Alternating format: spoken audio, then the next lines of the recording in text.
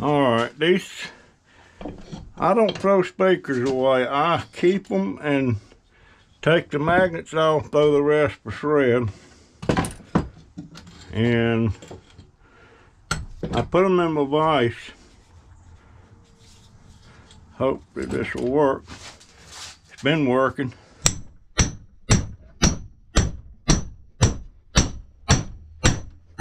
There we go. There you go. One nice magnet. Ooh, that's pretty strong. Good Lord. And the rest of this, if you're really picky, you're gonna find that little fine strand of wire there, but that's gonna be shred. And I've got a bucket of magnets. I sell some every once in a while. I imagine if I still went to the flea market, I could sell more, but oops, that didn't work.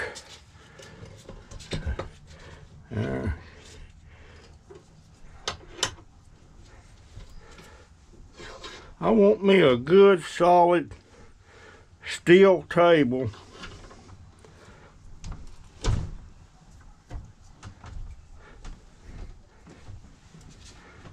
That's got it. Now, just put it right behind that.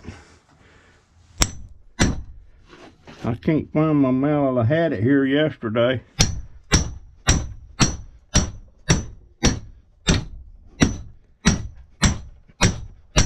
There we go. Boy, them things are strong. Alright. I just don't like throwing. Now this one, I don't know how strong this sucker's gonna be, but we'll find out. We'll find out.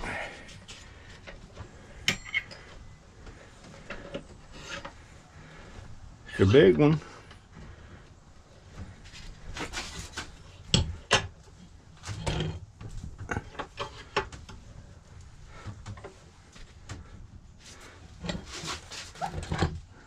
I sure would like to have my maul on this one, but I don't have it. Maybe I can get it with the hammer. You know, I'm gonna turn this around that way because that handle's getting in my... That handle is getting in my way.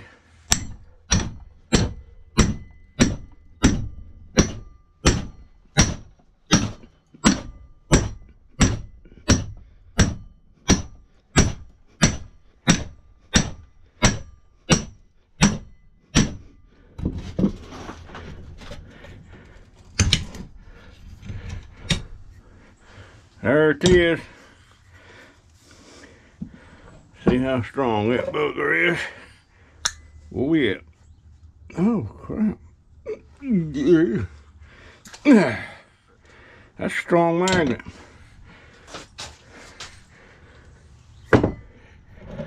There's some speakers bigger than that, and I would imagine them things are really strong.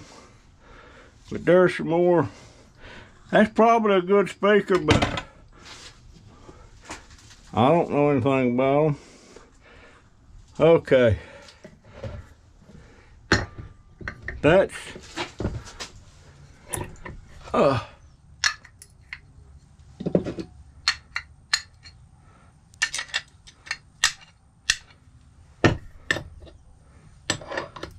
I guess that's got good. In there way, there's 3 more magnets for my collection, and I do have a few. Crapola. That's just a short video today on this stuff. But now, tomorrow,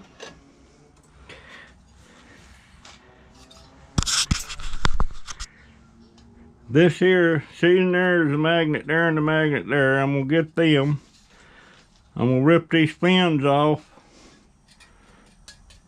And there's some copper in here. I wound up with a little shred. There's a piece of brass right there. I'll get that. But I'm gonna set up something to where I can cut into that so-called beryllium. But I'm gonna have a little bit of safety precaution there, not to inhale it. But I'm gonna be scrapping 4 of these that I got. And what else was I gonna do? Oh, I got to take that TV, that flat screen TV out there apart. That's just killing me to do that. That thing ain't but a 1.5 years old. And the problem with it now, it'll run a little while and it'll shut off, or it'll run a while and not cut off, but the sound will keep going up and down on it. So who knows? And back in the day, there was TV repairmen. Now, I don't think there is any. I wouldn't take it to one anyway. But that's on the agenda. And I got some other things I need to do too that I want to show a video about. But anyhow, that's my speaker video. I never throw speakers away except for scrap, for the shred, but since I'm not doing shred's only like what, 3 or 4 cents a pound now? Good grief. And I'm not getting any big stuff. I know where there's 5 or 6 washers and dryers at right now that I can have, but I ain't got no way to haul them. And you can't go renting no daggone U-Haul to do it. You'll be backing up. Folks, this is the back fence to my backyard. I did not put any of this stuff out here. This was all done by somebody that lived here before I did. But I want you to look at what's back here. There's pieces of pallets, an old Christmas tree, TV parts. I didn't do that. A fan part, plastic, pile of something right there. Piece of metal laying over there. I see another TV something laying over there. And this property belongs to the water company. Here's something on down the fence line here that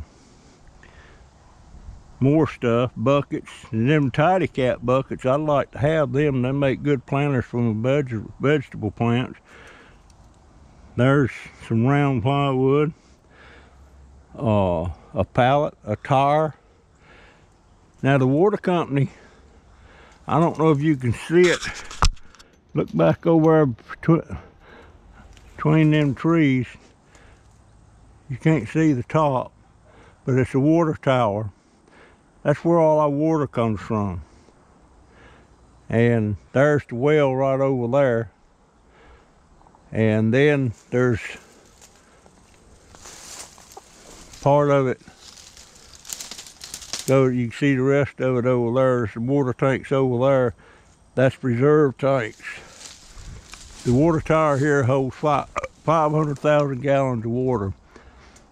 And it's well water. It comes from that little shack right there, and there's some blue pipes. I don't know how deep the well is, but every once in a while you can hear it kick on as the water level goes down in that tower. That tower is where we get our water pressure from. But I was asking these guys about do they ever catch anybody throwing stuff out here? And they said they don't never with nobody watch. And he said, if I thought this was bad, I ought to see on down the other side, because there's about 10 acres in there that belongs to them, which is really a drain field for the sewage treatment. And they said it is piled up major. I told the guy to ask the company if I could go in there and video the trash that's piled in there. He said he'd see, but I ain't heard nothing back from him.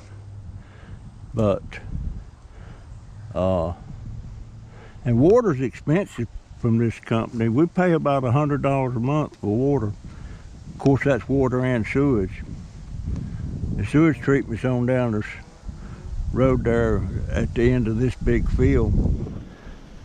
And all the sewage goes there. And I guess they're probably serving about 5,000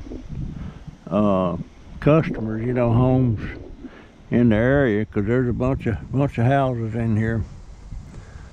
But I can see that motor over there. That's a big motor. I don't know, big motor and pump, probably 3-phase.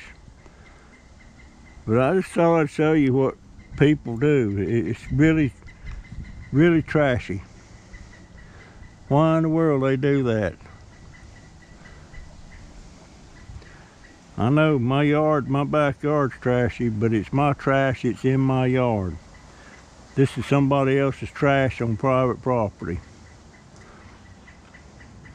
It just ain't right. It's kind of like trash throwing away trash. That's what I think about people that do stuff like that. Trash throwing away trash. My Lord.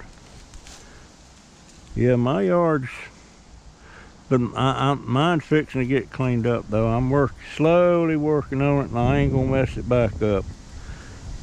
And that'll make my daughter happy and keep her off my case. You know, I really like this GoPro, but I'm gonna tell you what, I a whole lot rather wear that thing on my chest, because people don't notice it so much. But when you running around with this thing on top of your head, they see it right quick. They see it. And I can't wear my hat. I can put my hat on it, but it's just sitting there. It's not on my head actually. It's just sitting there.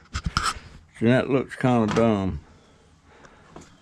So I wear the head harness like you're in the shop when I want you to see exactly what I'm working on and everything. But when I'm out curbside picking the stuff, it's going to be on my chest on that harness. And you can see exactly what I'm doing. And when people notice you're filming, and this thing, I didn't think they knew when it was on and off, but I forgot. It's got a little red light on front that blinks. So they see that light blinking, they know it's recording. So, and they get like this one girl, a cashier at Publix. We've had some nice conversations, but I wasn't recording anything. And she's really plain and natural. But boy, you try recording her with the camera on, she still has a conversation with you, but she's different. Like when she smiles, it looks pasted on. Stuff like that, you know, they just act different. And some of these people, when they know I've got them on camera, instead of calling me Russell or Dauber, they call me Mr. Pearson. Now, what kind of deal is that?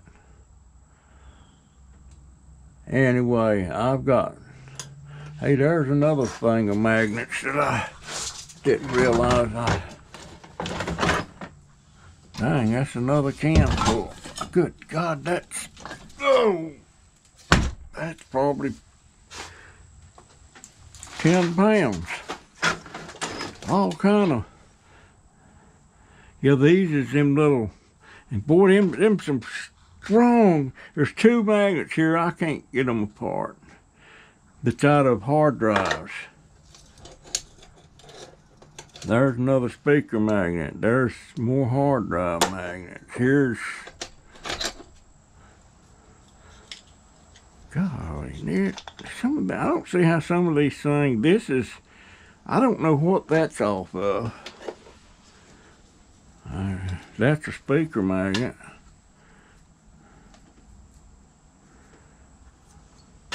That's a speaker magnet. I don't know what that's off of. You can tell the speaker magnets, but some of these others, them little old magnets are off of the hard drive and stuff, good gosh, they're strong. Anyway, I'm going in the house. I got to upload a video. I've been thinking about something that happened way back, I guess it was around 1954, 1955. I think I was somewhere around 10, 11, or 12. And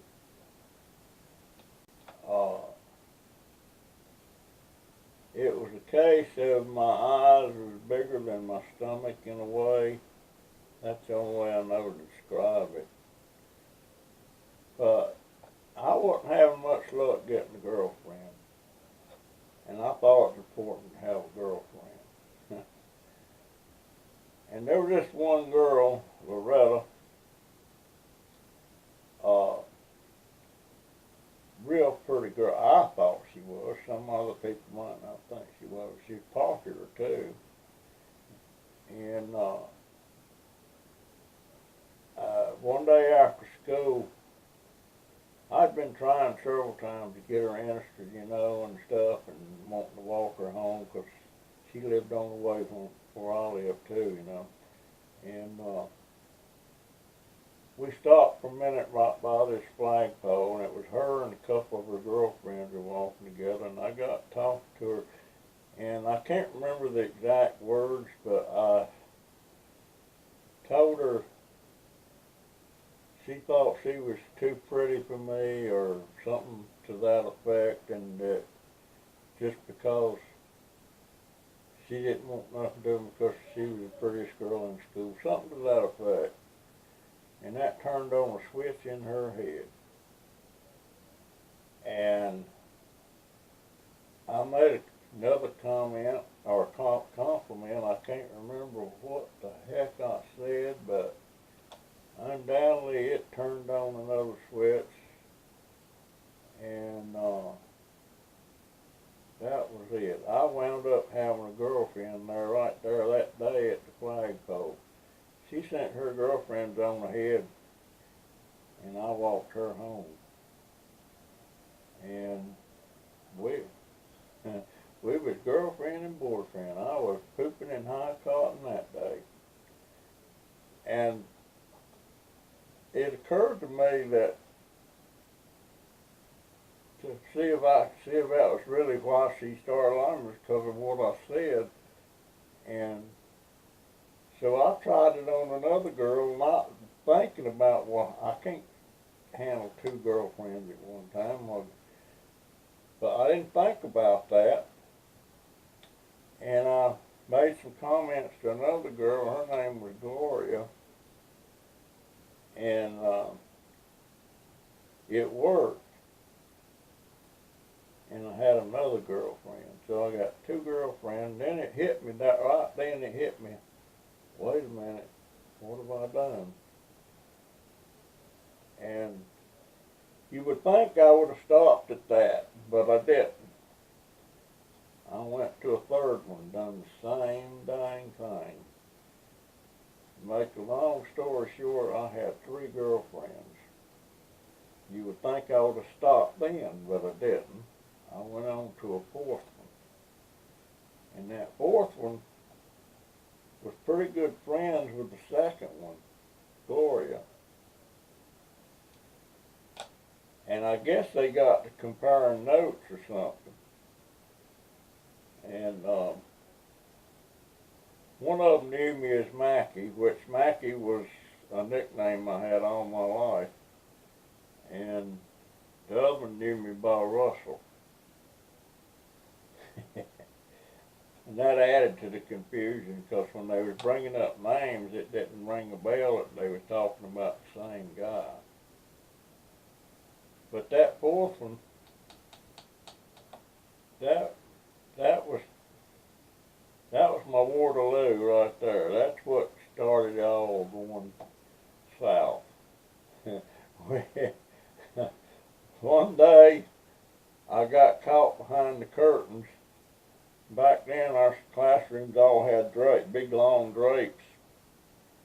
And we were standing behind one of the drapes there at the wall looking out the window. There was no air conditioning in those schools back then, and the window was up. And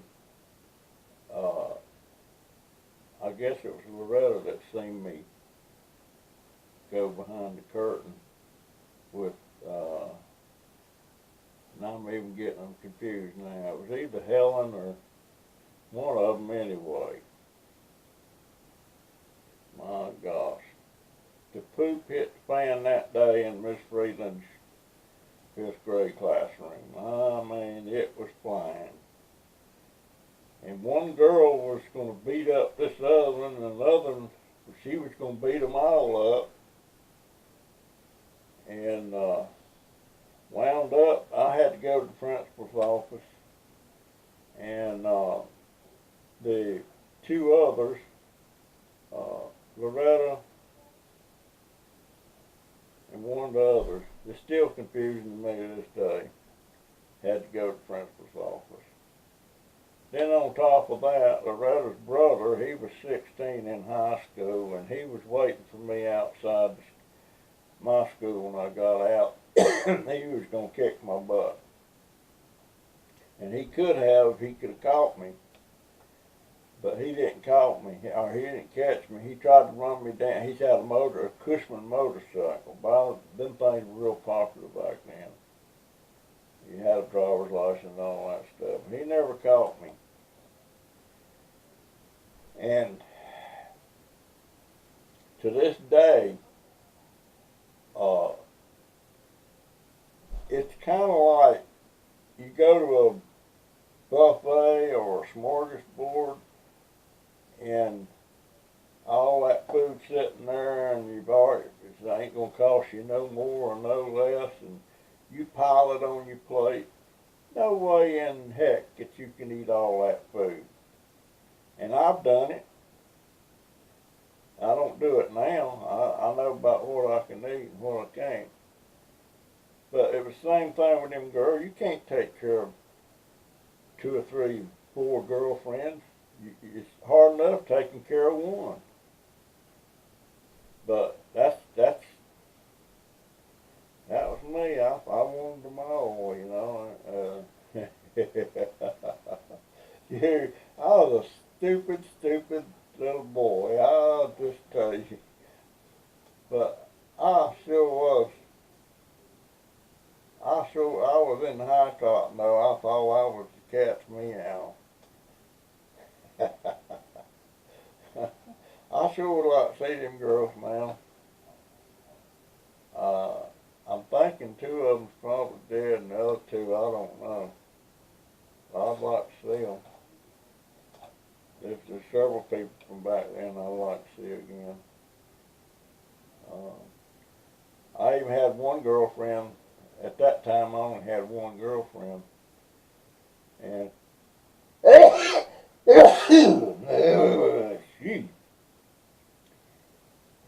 her name was Diane Scott. And I really liked her. Well, I had 2 tickets to the schoolboy patrol boys dance they had every year. Oh, jeez. And Diane said, well, I can't go. I said, why? She said, I don't have a nice evening gown or anything. So she wouldn't go. So me, you stupid old boy, I decided I'd find somebody else to go. So I wound up taking another girl, Sandra Skellum. And of course when I done that, Diane didn't want my girlfriend no more. She didn't want nothing. I couldn't understand that. But I mean, I understand it now. But what I should have done, just give them tickets to somebody else. They weren't but $1 a piece. And went on over to Diane and sit with her that evening. But I didn't do it. I didn't do it. Beautiful, beautiful blue eyes and blonde hair and just,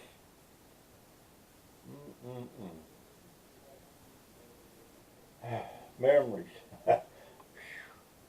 I got a lot of good ones. I got some bad ones too, but I've got a lot of good ones. I got a lot of good ones. And what would we be without them? I guess that's my dauber story for today.